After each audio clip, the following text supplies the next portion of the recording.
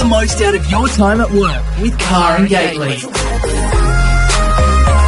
Leadership and People Management Specialist.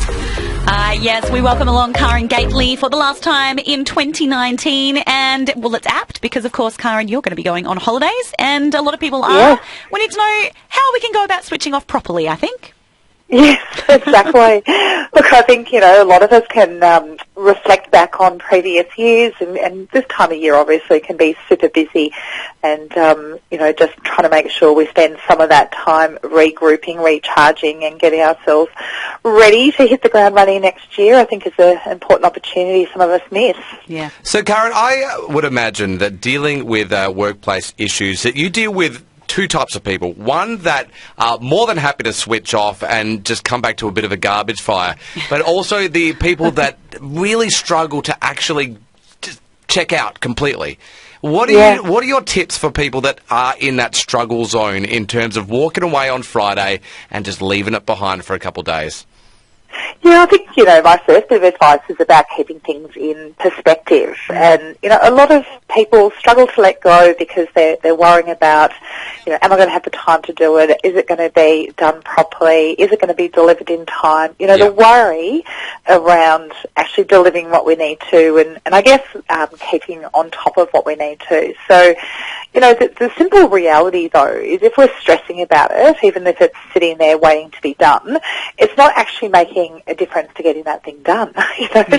We waste a lot of energy worrying about things as opposed to recognising that, well, now's the time just to let it be, let it sit there, and actually take advantage of the space I'm in right now. Yeah. So, again, just being present in the moment, enjoying the space I'm in, enjoying the slowdown and, opportunity just to quiet my mind. Yeah. Again, if we really struggle to get our mind out of the way, step one is to recognise when our brain is, re-engaging in work when it doesn't need to be. For sure. Okay. And as far as goal setting goes, is it better to do that at the end of the year, or is it better to take a break, come back fresh, and then set your goals for the year?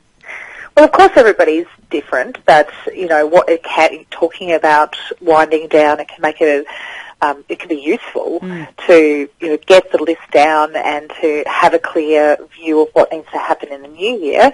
That in part can obviously help our mind go, okay, got it. I've got the list. I'm not going to forget anything. I can actually genuinely switch off. So for many people, I think putting that list together before you go and leave can make a difference, as they're saying.